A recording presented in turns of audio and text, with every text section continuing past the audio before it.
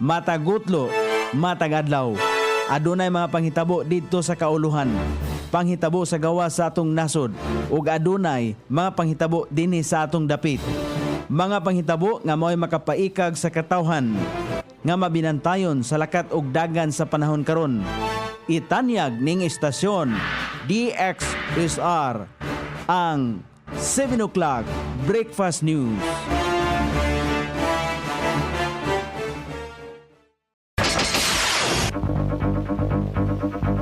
Ikala, kumusta? May buntag Iligan, may buntag Mindanao, may buntag Pilipinas.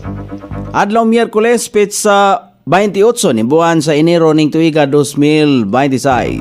Sangan sa ato station manager Pastor Ruben Sulapas, kini ang inyong ka-SR Kabisaya Nonay B ang muhatod sa hanay sa balita sa alas 7. Og karon sa ulang tudling sa mga balita, LGU Iligan mi tagana og luna nga katukuran og General Hospital. Sobra 17,000 ka mga bata sa Iligan na bakunahan og MRSI. Civilian gidaig ag papanghipo sa mga unserviceable wires.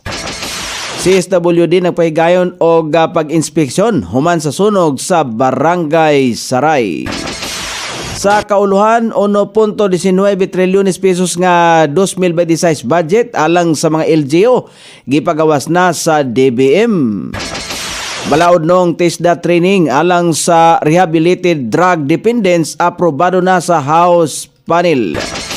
Balita sa gawas sa nasod, kanhi nagpatay kang Japanese Prime Minister Abe nakadawat og indefinite prison term.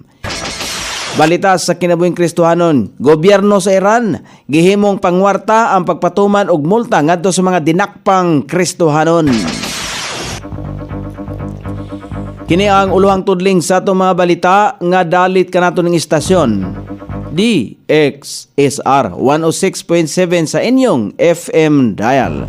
Ang bugtong radyo sa Dakbayan Siligan nga nagsibya sa balaang kasulatan, pinasubay sa inspired and preserved, not simply dictated King James Version sa Anchor Broadcasting Corporation.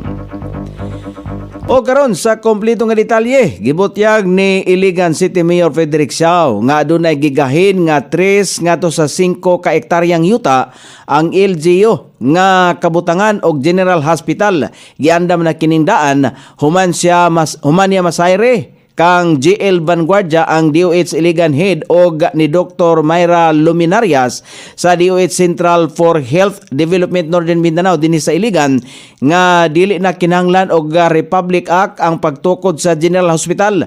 Gihangyo ni Mayor Siao si Dr. Sulpicio Henry Ligaspi Jr., ang Regional Director sa Department of Health Center for Health Development Northern Mindanao ang suporta og mipasalig usab ang direktor nga iya kining i-endorse aron mapadali.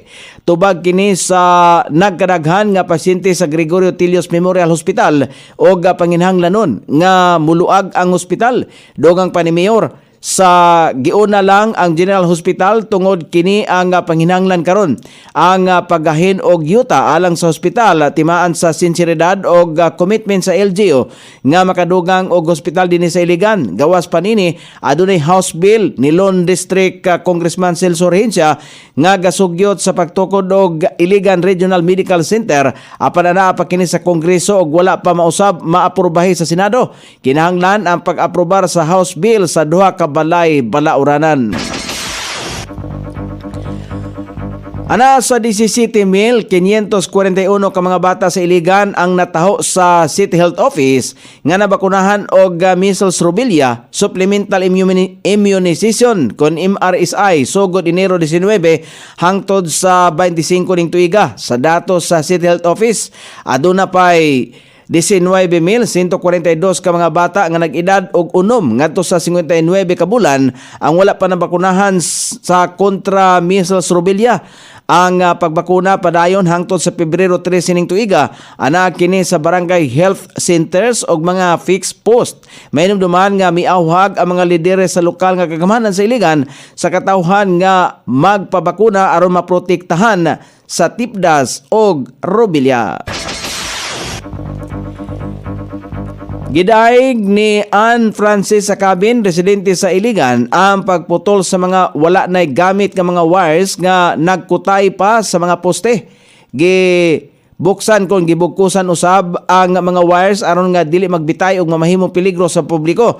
Sumala pa niya, maayo kini nga inisyatibo sa lokal nga kagamhanan kay gubot og dili luwas nga mga galambod nga mga wires.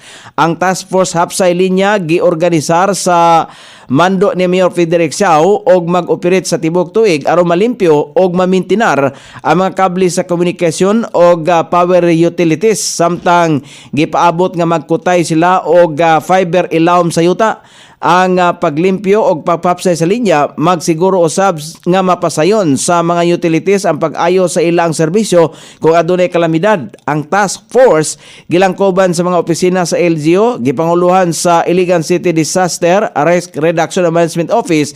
Diin membro nini ang ILPI, ACBI, PLDT, Globe ug Smart. Nagpahigayon og ocular inspection sa dapit nga nasunugan sa Barangay Saray ang Emergency Division sa City Social, Welfare and Development ubos pa pangulo ni Marge sa Amargacon. Giatuan sa mga personahe sa CSWD ang mga piot nga mga agianan aron susihon ang mga balay nga nadaot og naugdaw sa bag-uhay lang nga sunog. Ang tuyo sa pag-inspeksyon mao ang pag-ila sa mga apektadong panimalay o pagsiguro kung kinsa ang kwalipikado nga makadawat og hinabang pinansyal gikan sa lokal og nasyonal nga ahensya sa gobyerno. Sa kauluhan, gikumpirmar sa Malacañang nga gipagawas na sa Department of Budget and Management, DBM, ang 2026 budget alang sa mga local government units. Sumala pa sa kang Palace Press Officer Undersecretary Claire Castro nga kabahin kini sa direktiba ni Presidente Ferdinand Marcos Jr. nga magsiguro ang pundo sa gobyerno ang paspas nga mapadangat o matagamtaman sa mga katawhan. Mokabat sa 1.19 trilyones pesos ang national tax allotment nga ipag-apod-apod sa mga LGU alang sa kasamtangang tuig. Sumala pa ni Castro na pirmahan na ang special allotment release order o ang tukmang notices of cash allocations ni adtong Lunes, Enero 26 og direktang mosulod sa authorized government servicing banks sa mga LGU pinasubay sa gipatuman nga budgeting, accounting og auditing rules. Nasayanan nga ang sayong pagpagawa sa alokasyon ang pamatuod nga nag-focus ang 2026 budget sa pagpalambo sa panginabuhian sa mga katawhan.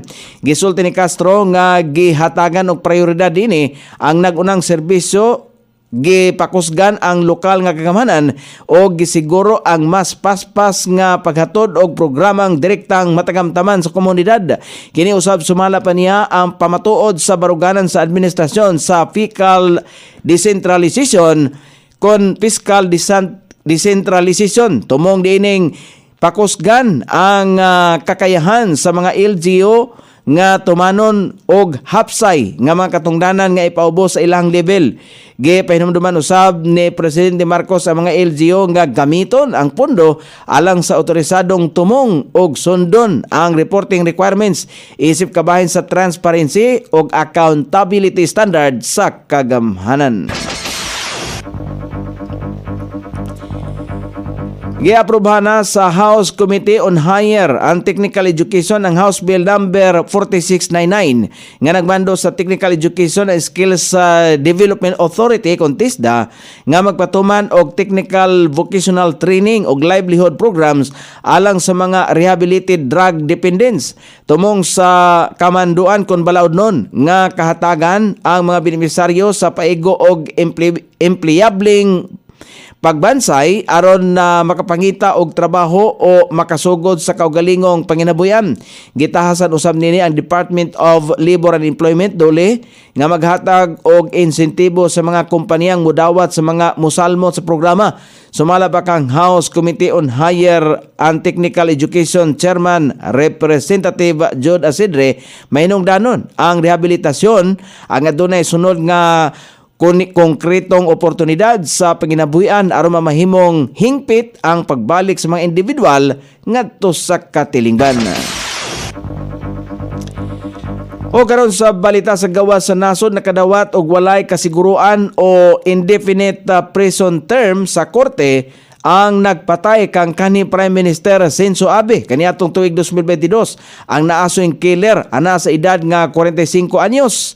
Niangkon sa iyahang nabuhat nga krimen, bisan pa man sa iyahang pag-angkon sa naaswing krimen, padayon gihapong gilalisan ang kinatibuk-ang sentensya sa pagkabilanggo sa naaswing asasinator.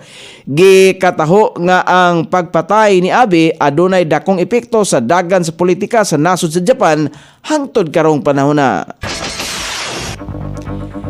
O karon sa balita sa kinabuhing Kristohanon, gikataho sa International Christian Concern nga gihimong pangwarta o source of income sa gobyerno sa nasod sa Iran ang pagpatuman og taas og dili makatarunganon nga multa ngadto sa mga dinakpang Kristohanon. Tungod dinhi adunay mga Kristohanon nga napreso, gitorture og namatay sulod sa bilangguan hinungdan sa dakong multa nga gipatuman sa korte. Ang nasong multa gihimo aron nga dili makabayad o dili makagawas ang mga Kristohanon nga nadakpan sa kapulisan. Adunay kaso sa usa ka Kristohanon nga diin gikinahanglan nga mobayad og multa nga $109 o 6.4 milyones pesos tungod sa iyahang kaso sa pagka-Kristohanon.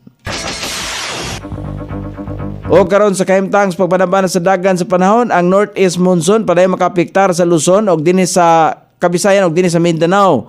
Ang Caraga ug Southern Leyte, Cagayan Valley, Cordillera Administrative Region, Aurora ug Quezon, Metro Manila, ubang bahin sa Luzon, ubang bahin sa Visayas ug ubang bahin sa Mindanao ang makataghamtang paghapon ng madag-umon nga kalangitan inubanan sa patak-patak ka mga pagulan karong adlaw, ilabi na sa mga dapit sa kahaponon. Kini epekto sa northeast monsoon, localized thunderstorm og shear line. Sukod sa temperatura din sa dakbayan siligan, ang kabugnawon na nasa 23 ug ang kainiton mosangko sa 27 degrees centigrado. Ang adlaw misilang kaganiya sa alas 6:25 ug mosahop unya sa alas 5:53 sa sayong takna sa kagabion.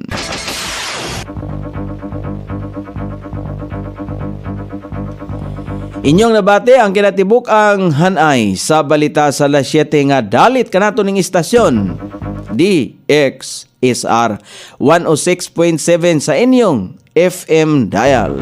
Ang bugtong radyo sa dakbayan siligan nga nagsibya sa balaang kasulatan, pinasubay sa inspired and preserved, not simply dictated King James Version sa Anchor Broadcasting Corporation.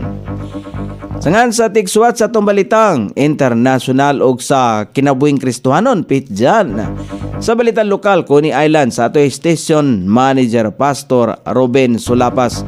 Kini ang inyong KSR Kabisaya, Nonay B. Magpasalamat og moingon, mayang buntag, Iligan.